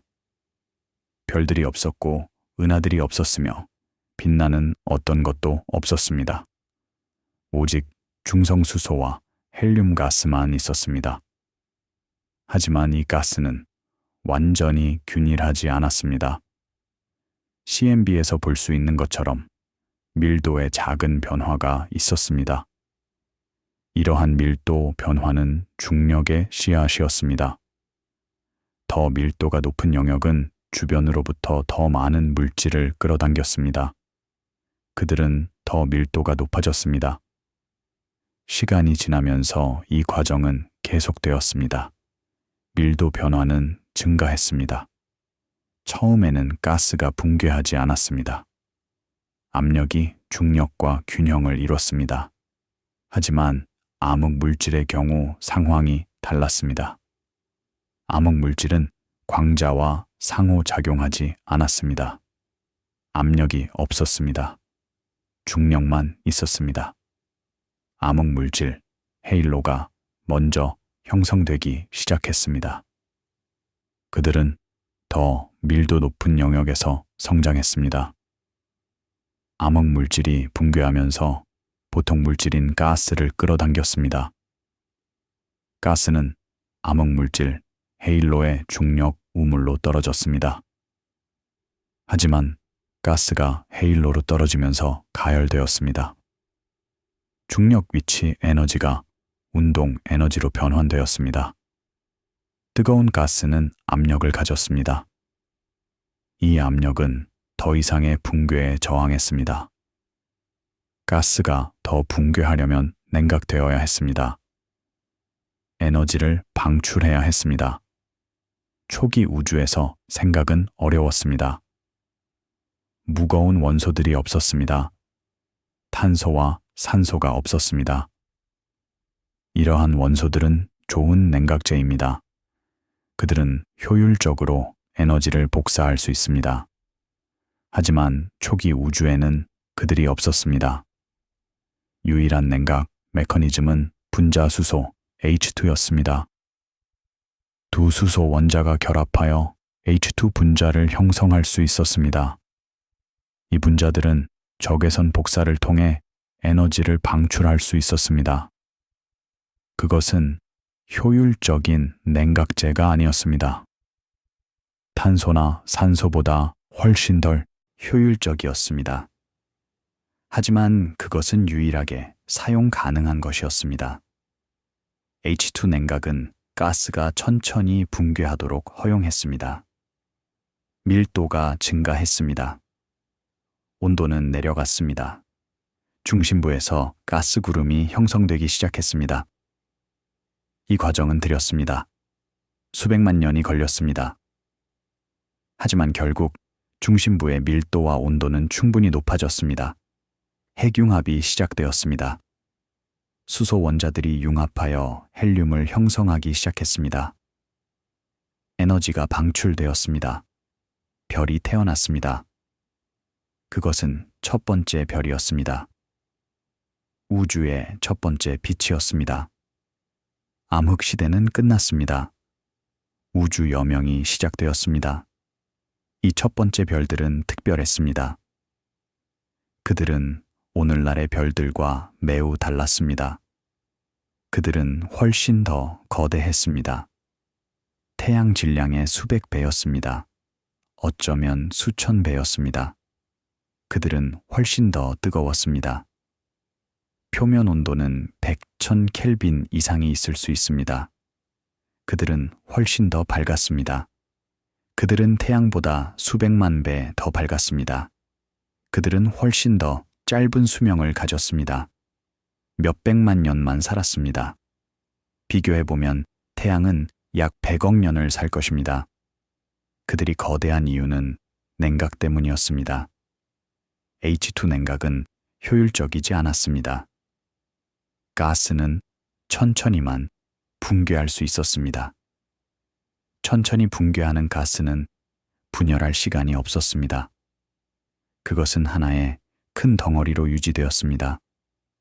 하나의 거대한 별이 형성되었습니다. 만약 냉각이 더 효율적이었다면 가스는 더 빠르게 붕괴했을 것입니다. 더 빠른 붕괴는 분열을 허용했을 것입니다. 많은 작은 별들이 형성되었을 것입니다. 하지만 H2 생각으로는 그런 일이 일어나지 않았습니다. 첫 번째 별들은 거대했습니다. 그들의 거대한 질량은 그들의 특성을 결정했습니다. 거대한 별들은 중심부에서 매우 높은 온도와 압력을 가졌습니다. 핵융합은 빠르게 진행되었습니다. 많은 에너지가 방출되었습니다.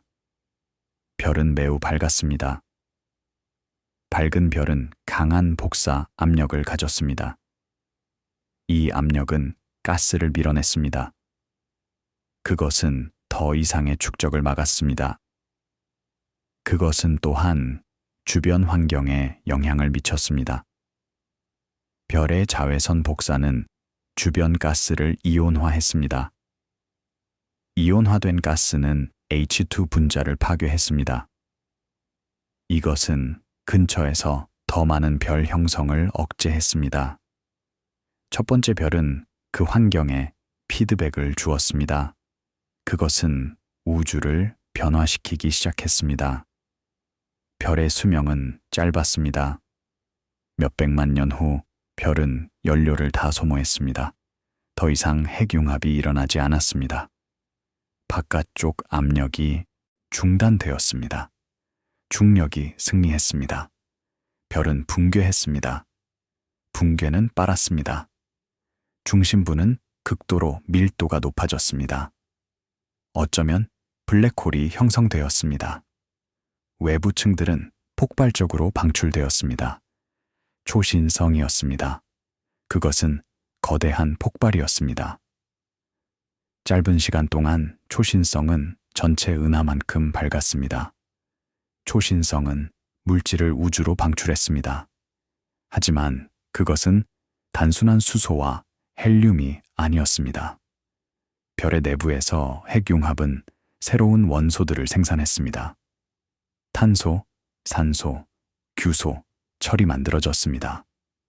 초신성 자체도 더 무거운 원소들을 생산했습니다. 금, 우라늄, 그리고 다른 무거운 원소들이었습니다. 이 모든 원소들은 초신성 폭발로 방출되었습니다. 그들은 주변 가스와 섞였습니다. 가스는 풍부해졌습니다. 그것은 더 이상 순수한 수소와 헬륨이 아니었습니다. 그것은 무거운 원소들을 포함했습니다. 이 풍부해진 가스는 다음 세대의 별들을 형성했습니다. 이 새로운 별들은 달랐습니다. 무거운 원소들은 더 효율적인 냉각을 허용했습니다. 가스는 더 빠르게 붕괴할 수 있었습니다. 더 작은 별들이 형성될 수 있었습니다. 별 형성의 효율성이 증가했습니다. 더 많은 별들이 형성되었습니다. 은하들이 형성되기 시작했습니다. 우주는 점점 더 밝아졌습니다. 재이온화가 진행되었습니다. 중성수소는 이온화되었습니다. 우주는 투명하고 밝았습니다. 이 전체 과정은 시간이 걸렸습니다. 첫 번째 별부터 첫 번째 은하까지 수억 년이 걸렸습니다. 첫 번째 은하에서 오늘날의 우주까지 수십억 년이 걸렸습니다. 하지만 그것은 모두 첫 번째 별에서 시작되었습니다. 그 하나의 거대한 별이 암흑을 비췄습니다. 그것이 첫 번째 무거운 원소들을 생산했습니다. 그것이 첫 번째 피드백을 제공했습니다. 그것은 연쇄 반응의 시작이었습니다. 한 세대의 별들이 다음 세대를 위한 길을 닦았습니다. 각 세대는 우주를 조금 더 풍부하게 만들었습니다. 조금 더 복잡하게 만들었습니다. 오늘날 우리는 그 긴 역사의 끝에 있습니다. 우리 주변의 모든 것은 수십억 년의 별 형성과 별의 죽음의 산물입니다. 우리가 숨쉬는 산소는 별에서 만들어졌습니다. 우리 몸의 탄소는 별에서 만들어졌습니다. 우리를 구성하는 철은 별에서 만들어졌습니다. 우리 손의 칼슘은 별에서 만들어졌습니다. 우리 피의 철은 별에서 만들어졌습니다. 문자 그대로 우리는 별의 먼지입니다. 우리는 죽은 별들의 잔해로 만들어졌습니다. 그리고 그 별들은 그들 이전의 별들에 의해 가능해졌습니다. 모든 것을 거슬러 올라가면 첫 번째 별에 도달합니다. 그 하나의 거대한 별이 모든 것을 시작했습니다. 우리는 첫 번째 별을 직접 볼 수 없습니다. 그것은 너무 오래전에 살았고 죽었습니다. 하지만 우리는 그 효과를 볼 수 있습니다. 우리는 그것이 생산한 원소들을 볼 수 있습니다. 우리는 그것이 풍부하게 만든 가스를 볼 수 있습니다. 우리는 그것이 가능하게 한 은하들을 볼 수 있습니다. 그리고 우리는 그것을 모델링할 수 있습니다. 우리는 초기 조건을 이해합니다. 우리는 물리학을 이해합니다. 우리는 컴퓨터에서 과정을 시뮬레이션 할 수 있습니다. 우리는 첫 번째 별이 어떻게 형성이 되었는지, 얼마나 거대했는지, 얼마나 오래 살았는지, 그리고 어떻게 죽었는지 계산할 수 있습니다. 물론 불확실성이 있습니다. 우리는 모든 것을 정확히 알지 못합니다. 세부 사항은 여전히 논쟁의 대상입니다. 첫 번째 별은 정확히 얼마나 거대했습니까? 그것은 태양 질량의 100배였습니까? 300배였습니까? 1000배였습니까?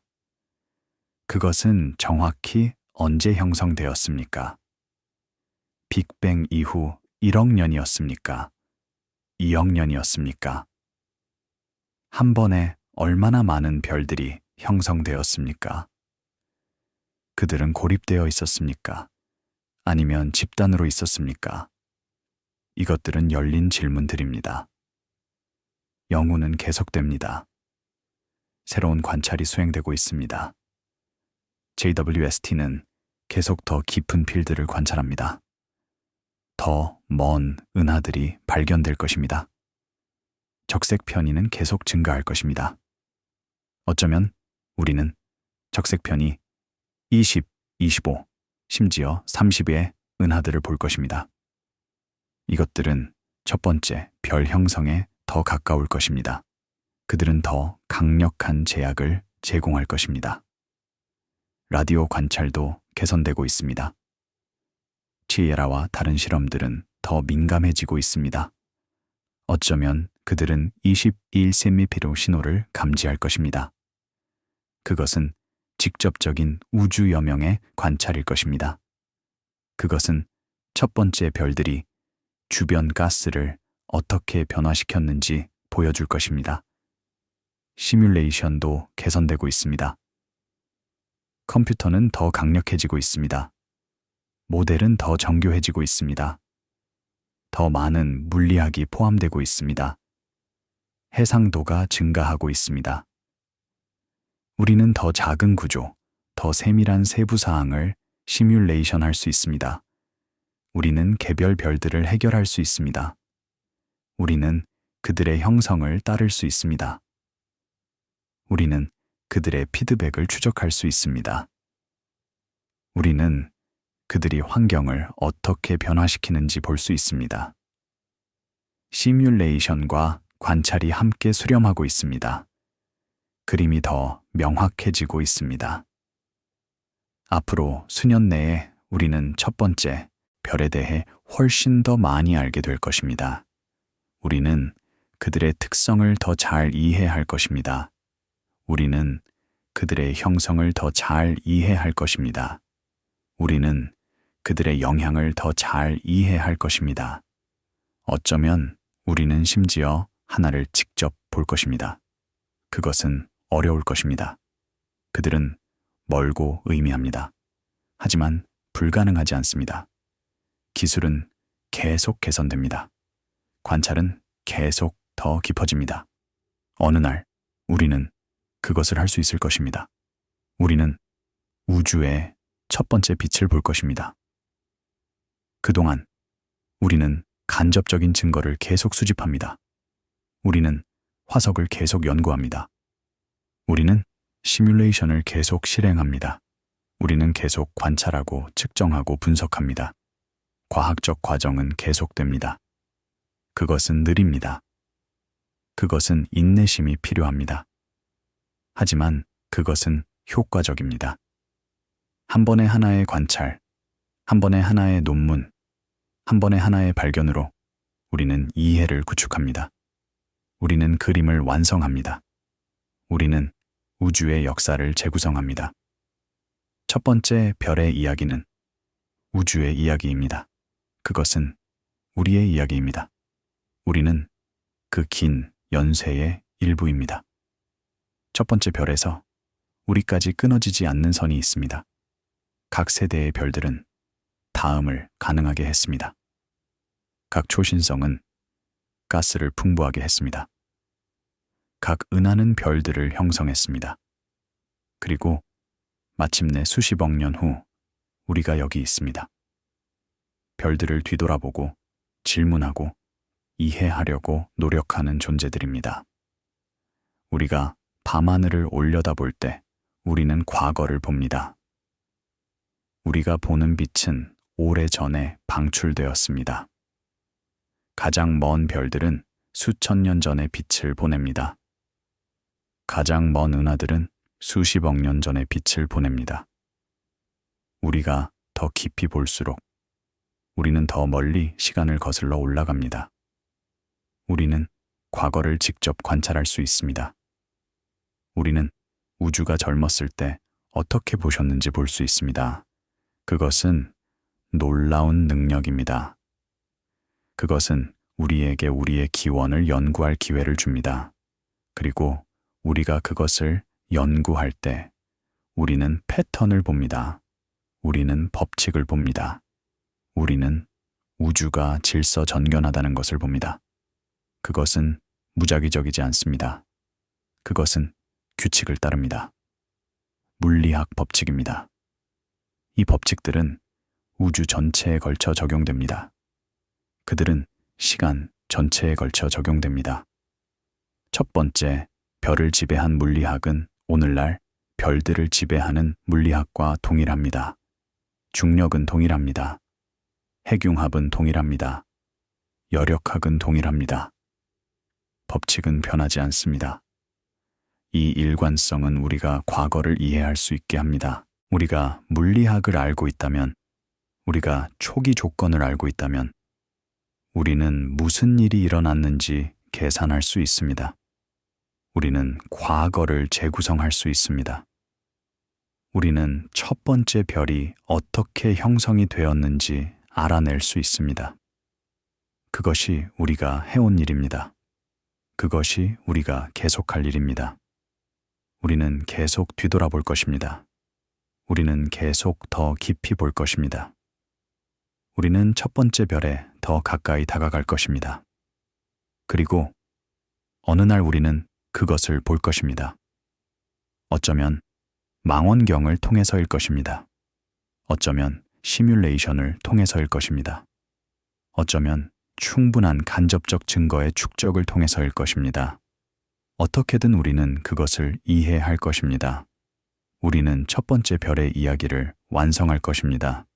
우리는 우주의 첫 번째 빛이 어떻게 나타났는지 알 것입니다. 그것은 긴 여정이었습니다. 그것은 많은 사람들의 작업이었습니다. 하지만 그것은 가치가 있습니다. 그것은 답할 가치가 있는 질문입니다. 우리는 어디에서 왔습니까?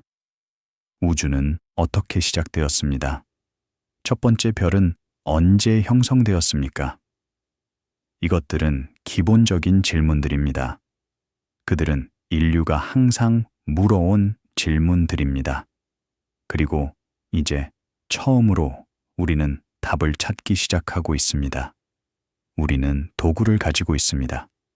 우리는 방법을 가지고 있습니다. 우리는 데이터를 가지고 있습니다. 우리는 이해를 가지고 있습니다. 우리는 진전을 이루고 있습니다. 느리지만 꾸준합니다. 한 걸음씩입니다. 우주는 우리에게 그 비밀을 드러내고 있습니다. 우리는 듣는 법을 배우고 있습니다. 우리는 보는 법을 배우고 있습니다. 우리는 이해하는 법을 배우고 있습니다. 그리고 우리가 배울 때마다 우리는 우주가 더 아름답다는 것을 발견합니다. 더 놀랍습니다. 더 경이롭습니다. 단순한 물리학 법칙에서 이 모든 복잡성이 나타납니다. 단순한 수소와 헬륨에서 은하들이 나타납니다. 별들이 나타납니다. 행성들이 나타납니다. 생명이 나타납니다. 우리가 나타납니다. 그것은 놀라운 이야기입니다. 그것은 진정한 이야기입니다. 그것은 우리의 이야기입니다. 그리고 그것은 계속됩니다. 우주는 진화를 멈추지 않았습니다. 별들은 여전히 형성되고 있습니다. 은하들은 여전히 충돌하고 있습니다. 우주는 여전히 팽창하고 있습니다. 이야기는 아직 끝나지 않았습니다. 우리는 그것의 일부입니다. 우리는 우주가 스스로를 알게 되는 방식입니다. 우리는 우주가 자신의 역사를 연구하는 방식입니다. 우리는 우주가 의미를 이해하는 방식입니다. 그리고 의미는 무엇입니까? 그것은 각 개인이 답해야 할 질문입니다. 하지만 한 가지는 명확합니다. 우리는 연결되어 있습니다. 우리는 모두 같은 재료로 만들어졌습니다. 우리는 모두 같은 역사를 공유합니다. 우리는 모두 첫 번째 별의 후손입니다. 우리를 구성하는 원자들은 수십억 년 전에 별 내부에서 단조되었습니다. 우리는 문자 그대로 우주의 일부입니다. 우리는 우주에서 분리되어 있지 않습니다. 우리는 그것의 일부입니다. 이 인식은 겸손함을 가져옵니다. 우리는 작습니다. 우주는 반대합니다. 우리는 최근입니다. 우주는 고대입니다. 하지만 그것은 또한 경이로움을 가져옵니다. 우리는 존재합니다. 우리는 생각할 수 있습니다. 우리는 질문할 수 있습니다. 우리는 이해할 수 있습니다.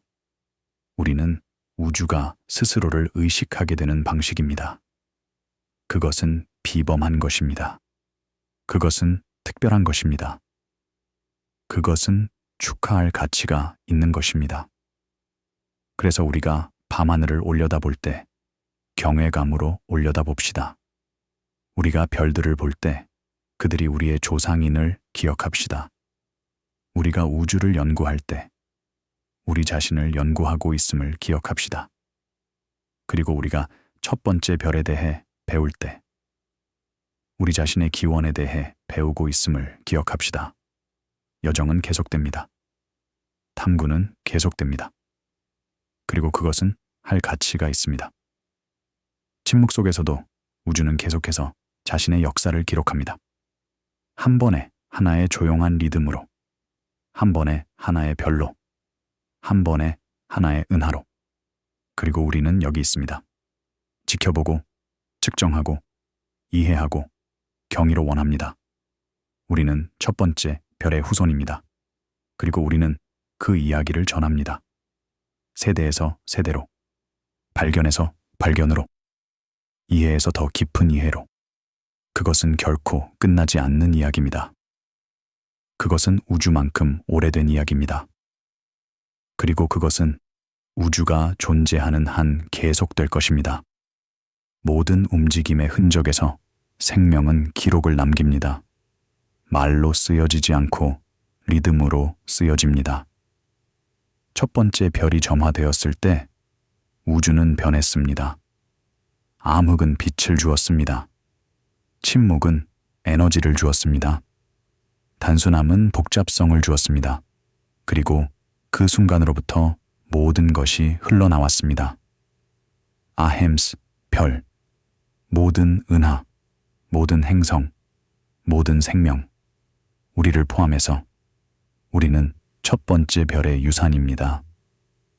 우리는 그 긴 연쇄의 최신 링크입니다. 그리고 우리는 그것을 인식할 수 있을 만큼 충분히 진화했습니다.